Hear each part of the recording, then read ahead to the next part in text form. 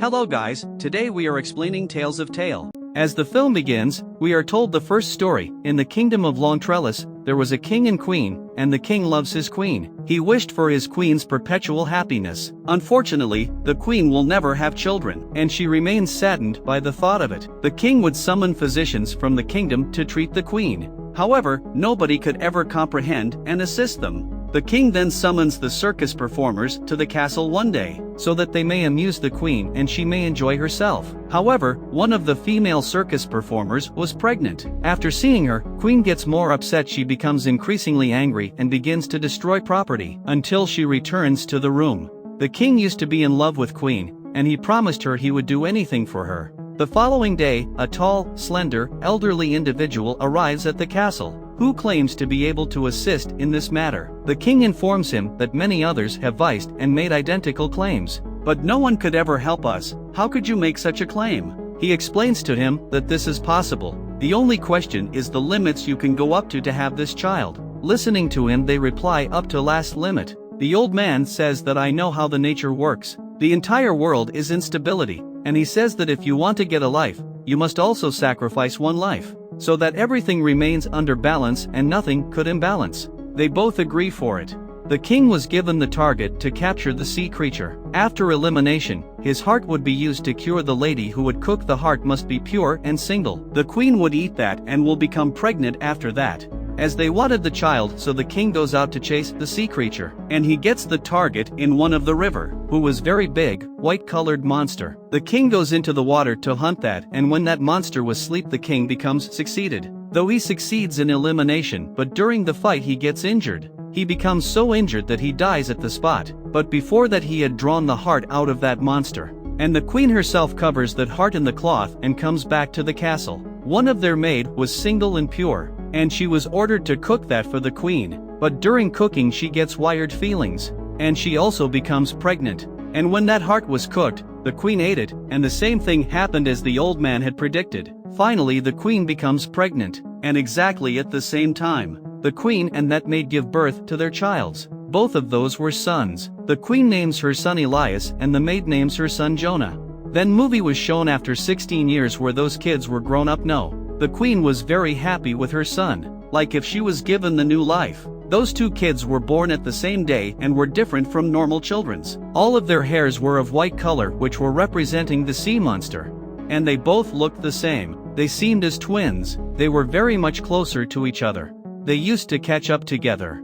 They had a friendship, but the queen never liked their friendship. She used to explain her son that you are prince, and you can't be friends with maid's son. But Elias never listened to her mother and used to meet up, and they had the ability to breathe within water. And to hide up they used to go to the same river where that monster was killed. The queen warns her maid that if she would not stop her son she would move her and her child out of the kingdom. But still they never cared and used to meet up. One day they cross the limit. Jonah wears off Elias' clothes and goes to the queen. And queen never recognized whether he was his son or not, but she remains suspicious. When she finds out the reality, she decides to move Elias out of the kingdom. Elias tries to stop him, but he never stops. Jonah cuts up the tree with his knife, and water starts to flow. Jonah tells Elias that as far as the water is pure, you should understand that I'm alive. And when it becomes red, you realize that my life is in danger. He moves from there after saying that. So many months pass away and Elias used to check that water that one it becomes red. Then he realizes that Jonah's life is endangered and something is must wrong. And he moves out of kingdom without telling her mother so as to find Jonah. After searching a lot, he had found Jonah's home. Jonah had married a girl. As both of them looked the same from their face, they recognize him as Jonah. Then he comes to know that Jonah went to jungle 5 days ago and didn't return. Elias also goes out to find Jonah, and the queen was much worried about her son. She finds her from the whole kingdom, but nobody could find him. She approaches the old man again, but he insists that if she wants her son back, she must sacrifice her life. She agrees to him. Jonah was caught in a jungle and was much injured as well. Then the flying monster attacks him and tries to kill him. After listening to Jonah's shouting, Elias finds him and kills monster with his sword. But that flying monster was his own mother, and he was unaware that he killed his own mother.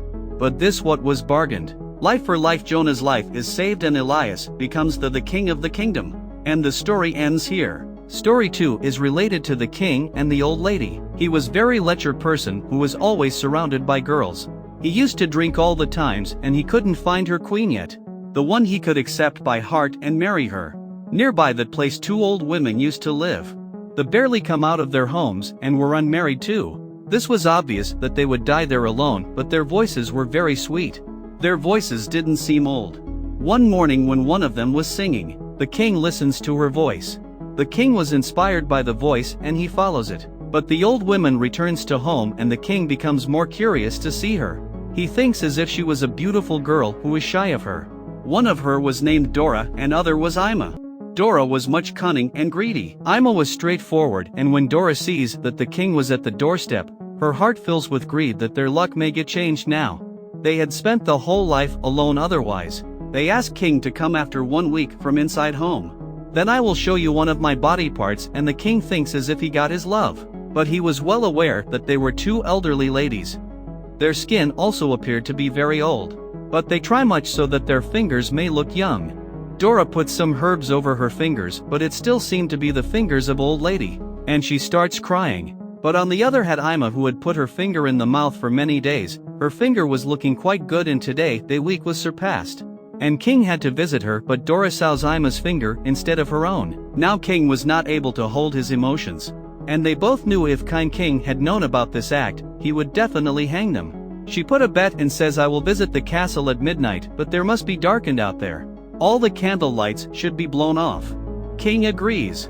Now Ima tightens up her body with the glue, so that it may look young girl's body.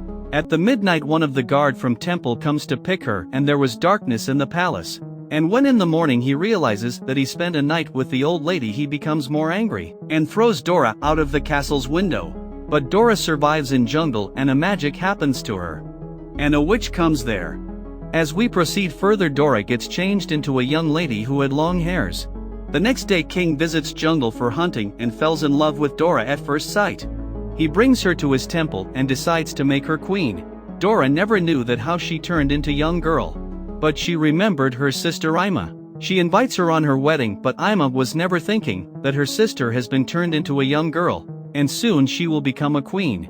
The dress Dora sends to her sister was very costly. Emma wears the dress and comes to wedding where Dora tells her everything. And she wishes to become young as her sister. When Ima inquired her that how she became, then she replied in joking way that I dragged my old skin out. But Ima considers it to be truth and visits Iron Smith and promises him to reward necklace and costly dress if he removes her skin. That Iron Smith was more stupid than her. He takes her to jungle and removes all her skin.